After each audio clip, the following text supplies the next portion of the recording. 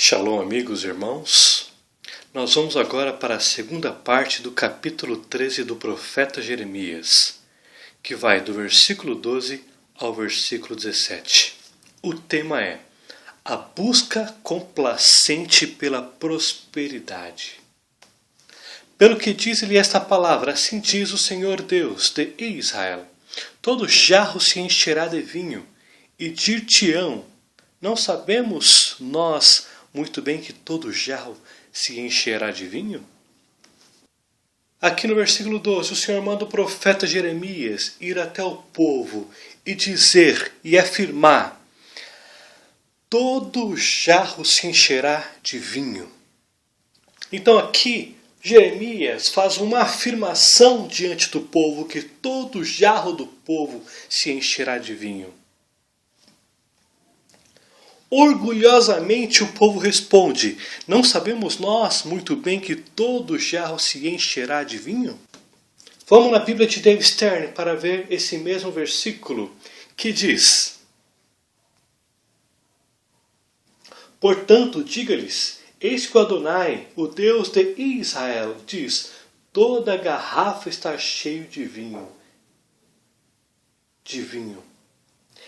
Então, quando lhe perguntarem: já não sabemos que toda a garrafa está cheia de vinho? A melhor tradução, na minha concepção, é NVI. Eu vou ler aqui. Pelo que lhes dirás esta palavra, assim diz o Senhor Deus de Israel: toda a jarra se encherá de vinho. E te dirão: por acaso não sabemos nós muito bem que toda a jarra se encherá de vinho? Então, ao fazer a afirmativa, o povo respondeu ao profeta Jeremias, dizendo: nós sabemos que as nossas jarras se encherão de vinho. Então, o povo buscava prosperidade e tinha certeza que a prosperidade viria. Então, quando o profeta Jeremias ele fala que haveria vinho em abundância, o povo afirmou enfaticamente que sabiam que viria vinho e que enchesse as jarras deles. Mas o mais interessante aqui notar que esta prosperidade que o povo buscava era uma prosperidade complacente. Aqui não é colocado em pauta a questão da moralidade. Então, para eles o que importava era apenas prosperidade, não os meios dos quais viriam a prosperidade. E eles orgulhosamente afirmavam: nós sabemos que virá vinho em abundância para nós. E aí no versículo 13, o profeta Jeremias continua. E é o mais importante que aqui, dos versículos 12 ao versículo 14, o povo buscava complacentemente a prosperidade, que era ilustrada pelo jarro cheio de vinho. Eles acabariam por se comportar como bêbados na crise que viria, incapazes de discernir o amigo do inimigo. E no versículo 13, aqui o profeta Jeremias explica o que é o vinho. E aqui ele diz: mas tu, diz-lhes, assim diz Adonai: eis que eu encherei de embriaguez a todos os habitantes dessa terra. Qual terra? Judá. E aos reis que habitam no trono de Davi, e aos Kohanim, que são os sacerdotes, e aos profetas, e todos os habitantes de Jerusalém. Então aqui, o Senhor daria tanto vinho de tal forma que o povo ficaria bêbado. Vamos ver aqui no versículo 14 a continuação do jarro cheio de vinho ilustrado pelo profeta. Falo-eis em pedaços, atirando uns contra os outros, assim os pais como os filhos, diz Adonai. Não pouparei, não terei pena, não terei deles compaixão, para que os não destrua. Então aqui, o vinho que o profeta estava falando não era vinho de prosperidade, não era vinho de riqueza, mas era um vinho de punição sobre a nação de Judá. Enquanto o profeta falava que viria abundância de vinhos, eles associaram com abundância de prosperidade. Mas a abundância de vinho que o profeta falou aqui era para embriagar a nação de tal forma que as pessoas não conseguiriam separar quem era amigo ou quem era inimigo. Estariam numa terra onde não haveria mais a distinção de quem eram os verdadeiros amigos. Porque ali estariam matando uns aos outros, além dos inimigos matarem o povo de Judá. Então o vinho ali representa a calamidade que viria da Babilônia, da região do norte, para a destruição de Judá. E eles estavam tão ansiosos pela prosperidade, por uma prosperidade complacente, corrupta, idólatra, que eles apenas almejavam prosperidade. E ali o Senhor está falando: darei a vocês vinho, um vinho para embriagar vocês, para que vocês não consigam mais distinguir quem é amigo e quem é inimigo. E eu, Adonai, farei com que os pais matem os filhos. Não terei compaixão, e a Babilônia destruirá vocês embriagados. Vamos ver sobre isso na aliança mosaica, pelo qual Judá estava sendo punido. Vamos lá em Deuteronômio, em Devarim, capítulo 29, versículo 20. Adonai não lhe quererá perdoar. Antes fumegará a ira e o seu zelo sobre o tal homem, e toda maldição escrita neste livro jazerá sobre ele, e o Senhor lhe apagará o nome debaixo dos céus.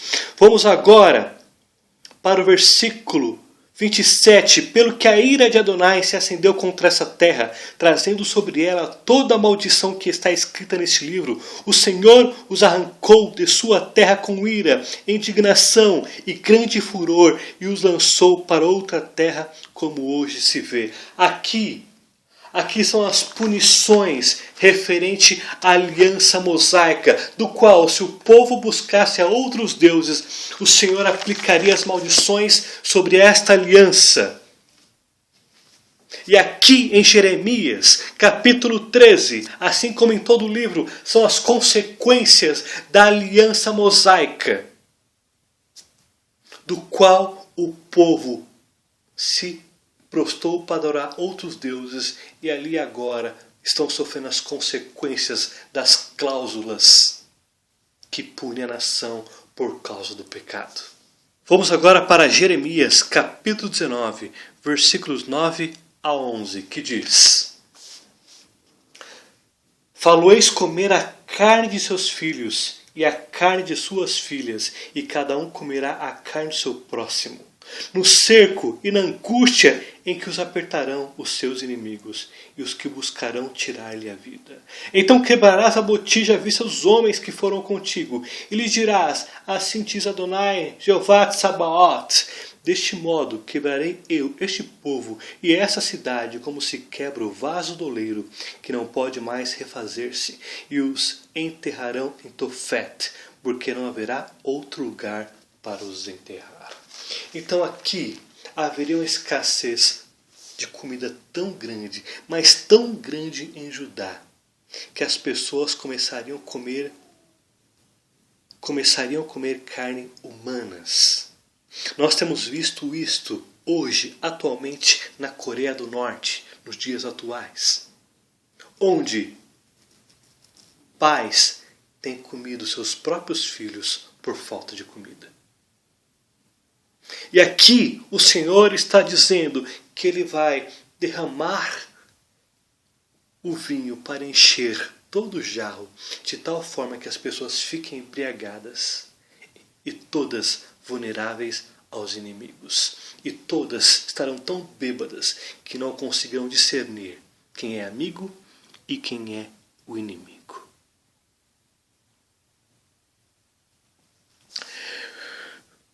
Versículos 15 a 17 trata da terceira advertência contra o orgulho e arrogância. Aqui no versículo 15 até o 17, o Senhor volta a tratar com a nação orgulhosa e soberba. Era um povo apóstata, extremamente orgulhosos e soberbos, achavam que Deus era complacente com as iniquidades, ou que Deus não se importava com as práticas iníquas que aquele povo estava fazendo, com aquela geração estava fazendo. Eles achavam que para Deus era indiferente a prática do bem com a prática do mal. E aqui o Senhor está dizendo: ouve e atentai.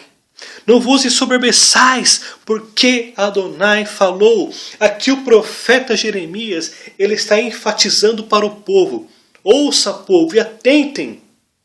Não sejam orgulhosos, não seja soberbo, porque Adonai, o Deus de Israel, está dizendo a esta nação. Então ele enfatiza exatamente sobre o orgulho. Sobre o orgulho e a soberba daquela nação iníqua. Vamos comparar esse mesmo cenário com o reino do norte em Isaías, capítulo 28, versículos 14 a 22. Aqui trata especificamente do reino do norte. E aqui nós podemos fazer exatamente um comparativo com Judá, o qual estava num nível de decadência muito maior que o de Israel no reino do norte. Aqui o profeta Isaías falando: ouve, pois, a palavra de Adonai, homens escarnecedores, que dominais este povo que está em Jerusalém. Porquanto dizeis: fizemos aliança com a morte e com além, fizemos acordo quando passar o dilúvio do açoite. Não chegará a nós, por nosso refúgio temos a mentira, e debaixo da falsidade nos temos escondido. Portanto, assim diz Adonai, Deus: eis que eu assentei em Sion uma pedra já provada, pedra preciosa, angular, solidamente assentada, aquele que crer não foge. Farei juízo à regra, e justiça ao prumo. A saraiva varrerá o refúgio da mentira, e as águas arrastarão o esconderijo. A vossa aliança com a morte será anulada, e o vosso acordo com a sepultura não subsistirá. E quando o dilúvio do açoite passar, sereis esmagados por ele. Todas as vezes que passar vos arrebatará, porque passará manhã após manhã, e todos os dias e todas as noites, e será puro terror o só ouvir tal notícia. Porque a cama será tão curta que ninguém os poderá estender nela, e o cobertor será tão estreito que ninguém se poderá cobrir com ele. Porque Adonai se levantará como no monte Perazim, e se irará como no vale de Gibeon, para realizar a sua obra estranha, e para executar o seu ato inaudito. Agora, pois, não mais escarneçais, para que os vossos grilhões não se façam mais fortes, porque já Adonai, Jeová de Sabaoth, ouve falar de uma destruição, e essa já está determinada sobre a terra. Aqui é uma mensagem para Samaria no Reino do Norte. E aqui o Senhor está abrindo e mostrando como era a situação do povo no Reino do Norte. E aqui os homens eram escarnecedores. E aqui eles mexiam com necromância. Eles falavam com mortos, que na prática apenas são demônios. Então eles fizeram aliança com a morte, com além. Ou seja, com práticas de necromância, em vez de confiar no Senhor. Eles eram orgulhosos e eles diziam para o profeta que nada poderia destruir o Reino do Norte, Israel e Samaria, porque o acordo, as alianças que eles fizeram com a morte, com os mortos, garantiria perpetuidade e segurança. E aqui no versículo 18 do livro de Isaías, o Senhor diz que essas alianças seriam todas anuladas e a sepultura não subsistiria e viria grandes açoites e mortes que esmagariam eles por causa das práticas. E os açoites e as mortes seriam manhã após manhãs, noite após noite. E aqui, o livro de Isaías dá a receita que o Senhor mandaria para Israel e através de Israel para todas as nações. Aqui no versículo 16, ele fala que viria uma pedra angular, provada, preciosa, solidamente assentada. Aponta para o Mashiach, Yeshua HaMashiach, que teria um papel expiatório em sua obra. Uma pedra já provada em sua tentação, uma pedra preciosa em seu relacionamento com o povo. Então, o pecado de Israel, o pecado de Judá e o pecado das nações seriam expiados através do Cordeiro Pascal que veio para tirar o pecado do mundo. E era este mesmo cenário que Judá estava, homens escarnecedores, orgulhosos, prepotentes, que achavam que viria a prosperidade, mas o que viria na verdade era destruição, morte, fome, escassez, doenças, pragas, escravidão, cativo. E aqui o profeta Jeremias no versículo 16 diz: Dai glória a Adonai, vosso Elohim, antes que lhe faça vir as trevas, e antes que tropecem vossos pés nos montes tenebrosos, antes que esperando luz, ele a mude em sombra de morte, e a reduza à escuridão. Então aqui o profeta Jeremias está dizendo: parem de praticar idolatria. Dê glória ao Deus de Israel, o Deus da nossa nação. Não busquem os outros deuses, se arrependam, para que não venha treva sobre essa nação, para que os vossos pés não pisem nos montes tenebrosos, antes que esperando luz venha trevas, e antes que vocês vejam a sombra na morte que virá com uma densa escuridão sobre esta nação. O profeta Jeremias, após dizer que o povo era orgulhoso e soberbo, ele volta a pedir para que o povo glorifiquem a Deus, não aos deuses que eles estavam adorando. Para que eles se humilhem, se arrependam. Vamos comparar agora também com o Reino do Norte, em Amós, capítulo 5, versículo 18 a 20. Vamos comparar com o Reino do Norte também, em Amós, capítulo 5, versículo 18 a 20, que diz: Ai de vós que desejai o dia de Adonai, ai de vós que desejai o dia de Yahweh, para que desejai vós o dia de Yahweh, é dia de trevas e não de luz, como se o homem fugisse diante de um leão e se encontrasse com ele o urso, ou como se entrando em casa, encostando a mão na parede, fosse mordido de uma cobra. Não será, pois, o dia de Yahweh trevas e não luz? Não será completa escuridão sem nenhuma claridade? Aqui, o povo, o Reino do Norte, estavam esperando por prosperidade, e eles associavam o dia de Yahweh como um dia de prosperidade. Sim, de fato, haverá prosperidade, mas depois da 70ª semana de Daniel, após os 7 anos de castigo que virá sobre Israel e todas as nações gentílicas da terra.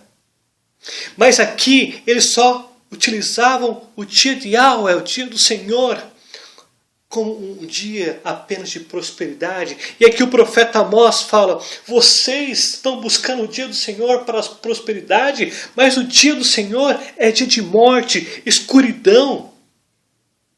É um dia onde as pessoas vão fugir de um leão e serão capturadas por um urso. Ou quando chegarem em casa, vão ser mordidos por uma cobra, achando que estão seguros em casa, mas chegar em casa haverá uma cobra. É um dia de densas trevas, de densas escuridões.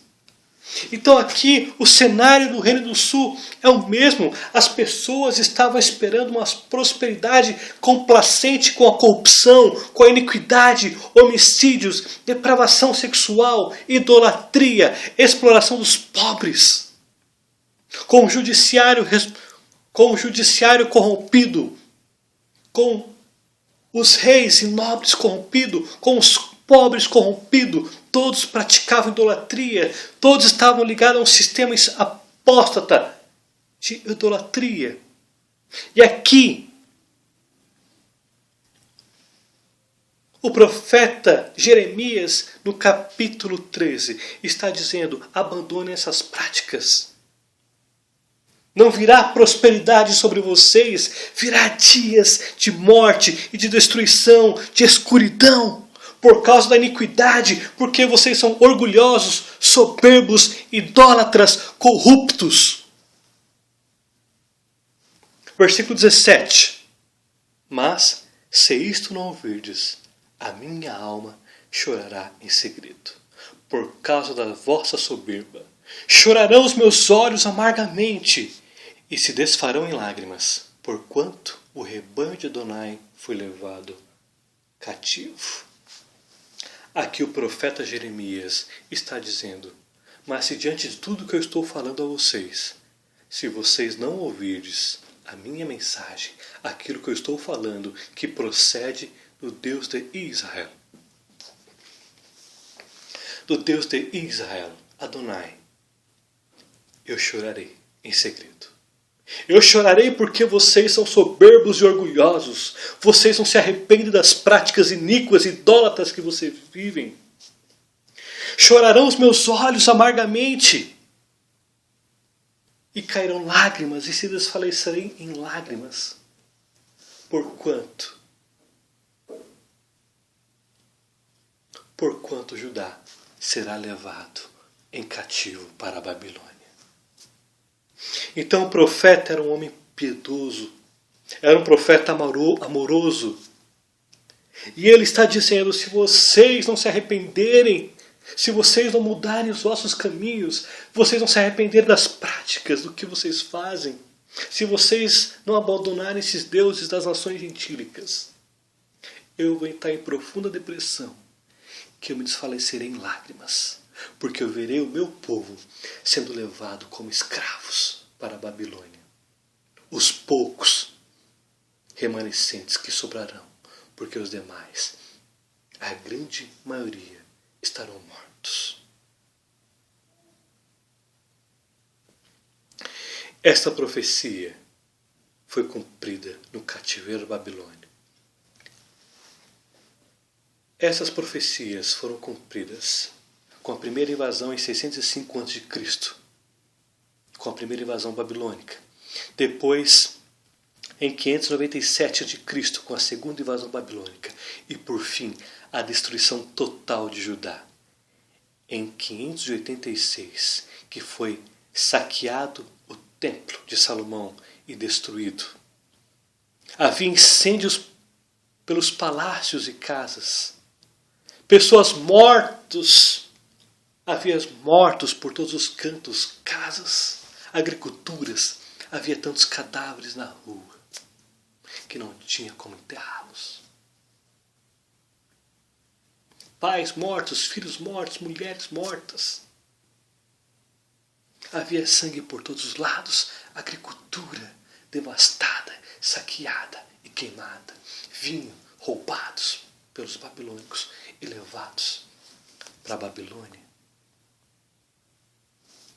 Aqui terminou uma nação orgulhosa e soberba, que mesmo diante dos profetas apontarem os erros, mostrarem o que estava acontecendo na nação, por causa da idolatria, o povo não se arrependeu. Eram orgulhosos. E o mais interessante, que aqui ele fala, o profeta Jeremias, que os olhos dele cairiam lágrimas constantemente. E ele sofreria angústia, uma angústia tão profunda. E o livro de Lamentações, escrito pelo profeta Jeremias, nasceu dessa angústia. Foi o livro que foi escrito após a queda de Jerusalém, após a queda de Judá em 586 a.C. Então aí nasce o livro de Lamentações. É um livro que o profeta chora, se humilha. É um livro que ele muitas vezes tenta entender por que, Deus, por quê? Por que tanta devastação? Por que tanta morte? Então o livro de Lamentações era para lamentar o cumprimento da queda de Judá.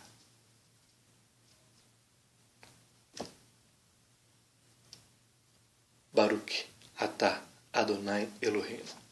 Amém. Acompanhe o Ministério da VAR no Facebook, na barra de localização digite Ministério da VAR e curta nossa página. Acompanhe as mensagens positivas dos profetas bíblicos e também as notícias nacionais e internacionais do ponto de vista cristão. Que Jesus, o Messias de Israel, te abençoe.